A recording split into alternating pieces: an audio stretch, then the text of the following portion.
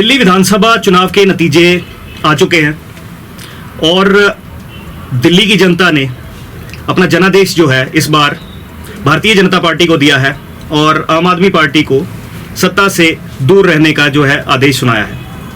आम आदमी पार्टी हिमाचल प्रदेश दिल्ली का जो जनादेश आया है उसका स्वागत करती है और भारतीय जनता पार्टी दिल्ली को बहुत बहुत बधाई देती है। हम उम्मीद करेंगे कि भारतीय जनता पार्टी ने जो दिल्ली में वादे किए हैं, जिन वादों की वजह से वे सरकार बनाने में कामयाब हुए हैं, वे उन वादों को पूरा करेंगे। जो गारंटीज दी हैं, जो जैसे कि उन्होंने कहा था कि पहली कैबिनेट में महिलाओं को 2500 रुपये महीना जो है वो दिया जाएगा और अरविंद केजरीवाल आम आदमी पार्टी दिल्ली के द्वारा जो वेलफेयर स्कीम्स पहले की चलाई जा रही हैं उन्हें रोका नहीं जाएगा। हम ये उम्मीद करते हैं कि आम आदमी पार्टी को जो जनादेश मिला है दिल्ली की जनता से विपक्ष में बैठने का, उसकी भूमिका बहुत ही सक्रियता से निभाई जाएगी। 2013 में 49 दिन की सरकार, 2015 में पूरे 5 साल की सरकार, 2020 में पूरे 5 साल की सरकार आम आदमी पार्टी ने दिल्ली में चलाई और बहुत सी वेलफेयर स्कीम्स जो हैं वो दिल्ली में चलाई जाती हैं। हम उम्मीद करते हैं कि भारतीय जनता पार्टी उन स्कीम्स को अच्छे से चलाए। 45% वोट उन्हें मिला है और तकरीबन 2.2% वोट से आम आदमी पार्टी ने ये चुनाव हारा है। जनादेश का हम लोग स्वागत करते हैं। वो एक अंग्रेजी कहावत में बीच में जरूर बोलना चाहूंगा, some goals are so worthy it's glorious even to fail. हम अपनी पराजय को स्वीकार करते हैं, जनादेश का सम्मान करते हैं और दिल्ली भाजपा से उम्मीद करते हैं कि वे सभी स्कीम्स को अच्छे से चलाए। अन्यथा विपक्ष में बैठी आम आदमी पार्टी उन्हें एक बहुत टफ टाइम देने वाली है। और इसी के साथ as they say we might have lost a battle but we will definitely win a war and I want to assure you that Aam Aadmi Party will rise from the ashes and Indian political history will witness it। Delhi चुनाव हारने के कारणों की समीक्षा दिल्ली हमारी जो core committee है उसमें चल रही है।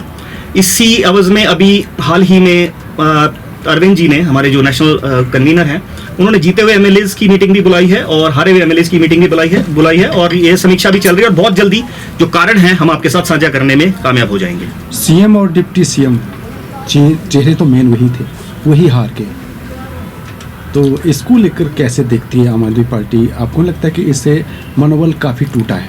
जी, अगर मनोबल टूटा होता तो आज हम आपके सामने ना बैठे होते। और आपके सवाल पर मैं एक बात जरूर कहूंगा कि ये राजनीति है, इसमें दो ही चीजें हो सकती है, या हार या जीत। और उदाहरण के तौर पर मैं बोलना चाहूंगा कि क्या प्रेम कुमार धूमल अपनी सीट से नहीं हारे थे? क्या वीरभद्र सिंह अपनी सीट से नहीं हारे हैं? क्या बादल अपनी सीट से नहीं हारे?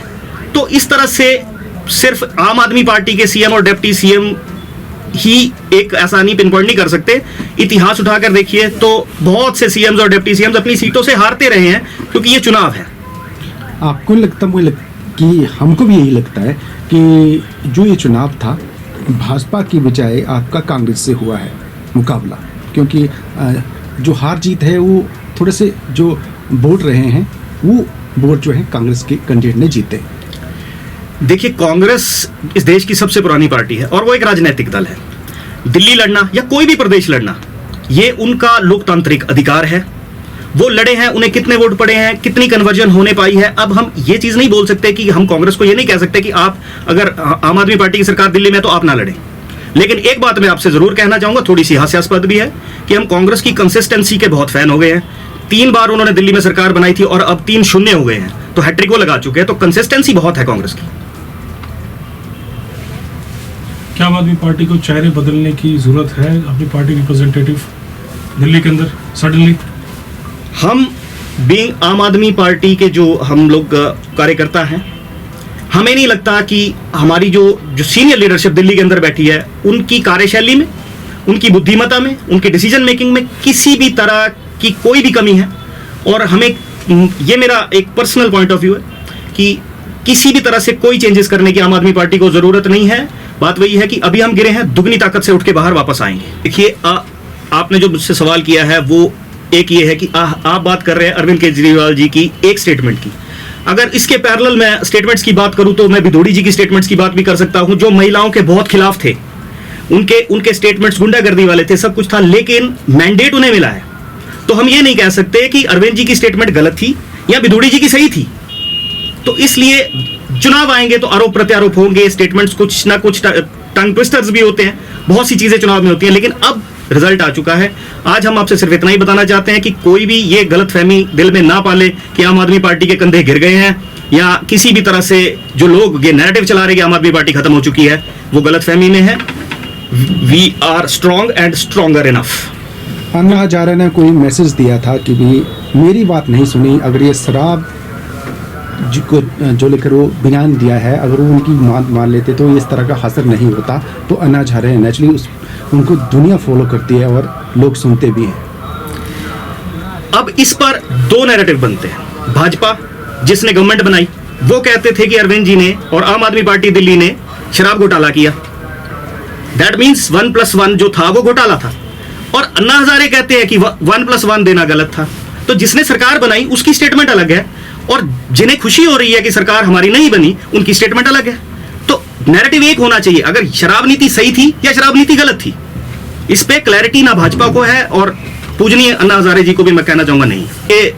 अब ये तो वो बात होगी कि अगर भाजपा हिमाचल में हार गई तो उसका यूपी पर क्या असर पड़ेगा। ऐसा कुछ नहीं होता। हर एक प्रदेश के अपने अपने मुद्दे होते हैं, हर एक प्रदेश का अपना अपना राजनीतिक चलन होता है। तो पंजाब के अपने मैटर्स है, और मैं बल्कि ये भी कहना चाहूंगा कि Delhi was a UT, Punjab is a complete state. Punjab में हमें एलजी की परमिशंस की जरूरत नहीं पड़ती है, और पंजाब फ्लॉरिश कर रहा है। सो पंजाब पर 92 एमएलएज के साथ हैं हम लोग, कोई ज्यादा कोई फर्क नहीं पड़ने वाला है। इनफैक्ट अब हमारी टॉप लीडरशिप जो है उसका सारा फोकस सिर्फ एक प्रदेश पर है, पंजाब पर। सो मुझे लग रहा है कि पंजाब की जो डेवलपमेंट है वो और स्विफ्ट होने वाली है।